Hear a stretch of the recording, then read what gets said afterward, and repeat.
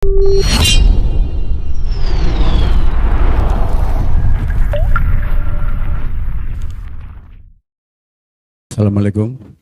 Assalamualaikum. Pertanyaan tema lain, Ustadz. Jadi pertanyaan tentang hukum menggambar makhluk bernyawa. Saya pernah melihat di potongan video pendek bahwa ada seorang tokoh agama yang ditanya soal itu.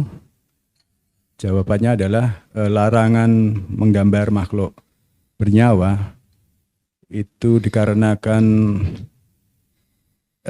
ada kekhawatiran akan disembah gambar dan patung tersebut.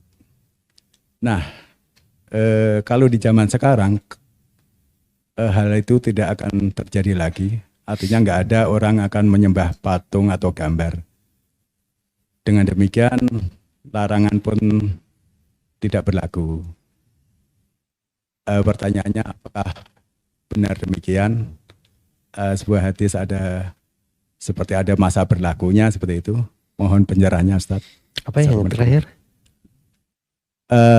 Apakah benar demikian terus? Apakah demikian sebuah hadis itu kalau larangan sebab munculnya hadis itu, iya.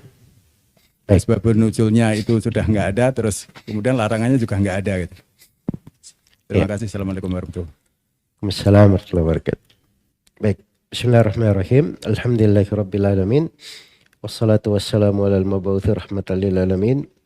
Nabiyina Muhammad wa ala alihi wa sahbihi wa man tabi'ahum bi ihsanin ila yaumiddin, amma ba'd. Jadi larangan menggambar makhluk yang bernyawa itu datang di dalam tafsir terhadap ayat untuk sebab kesesatannya, sebab awal mula terjadi kesyirikan di tengah kaum Nabi Nuh alaihi salam. Iya. Dan datang juga di dalam hadits yang mutawatir. Jadi hadits yang menjelaskan tentang haramnya menggambar makhluk bernyawa itu jumlahnya bukan 1, 2, bukan 5. Mutawatir riwayatnya banyak sekali. Mutawatir itu artinya riwayat yang sangat banyak. Orang memastikan bahwa ini hadits ini pasti dari Nabi Shallallahu Alaihi Wasallam. Tidak mungkin keliru terhadap Nabi. Jelas ya? Seperti Nabi bersabda, la'anallahul musawwirin. Allah melaknat orang-orang yang menggambar. Tuh hadits Ibnu Abbas riwayat Al-Bukhari. Hadits Ummu Salamah riwayat Bukhari dan Muslim. Ketika Nabi melihat diberitakan tentang orang-orang yang ke Habasyah, gereja-gereja ada gambar-gambarnya. Kata Nabi SAW, ulaika syirarul khalqi indallah. Mereka adalah makhluk yang paling buruk di sisi Allah Subhanahu wa taala. Dan banyak lagi hadits. Ada hadits Ali bin Abi Thalib, hadits Abu Hurairah. Kalau dihitung riwayat-riwayat mutawatir. Jelas ya? Itu tidak diragukan. Nah sekarang katanya kaumnya Nabi Nuh itu dilarang karena itu sebab terjadi kesyirikan. Dan itu tidak dikhawatirkan lagi. Itu pendapat keliru ya. Ya, dan itu tidak memahami maksud dari syariat. Justru syariat ini karena sesuatu itu bisa mengantar kepada hal yang diharamkan, makanya sesuatu itu diharamkan juga. Iya.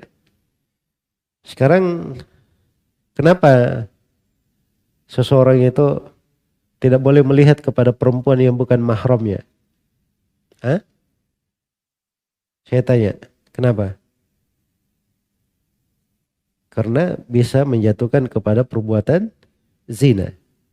Sekarang kalau ada orang yang dipenjara di dalam sel, boleh nggak dia melihat kepada perempuan yang bukan mahramnya? Hah? Tetap tidak boleh. Jelas ya? Tetap tidak boleh. Jadi illah itu alasan ketika diketahui bukan artinya itu merubah dari hukum, tidak mesti. Apalagi kalau memang bentuk pengharamannya itu pengharaman untuk sesuatu hal yang lain. Diharamkan di sini jangan sampai jatuh ke dalam hal yang lebih diharamkan. Makanya kalau orang belajar tauhid, dia tidak akan berucap tadi ucapan seperti itu. Kalau dia belajar tauhid, Nabi itu memberikan tuntunan-tuntunan pada hal yang sepele pun beliau haramkan itu. Karena bisa menjatuhkan ke dalam apa? Kesyirikan.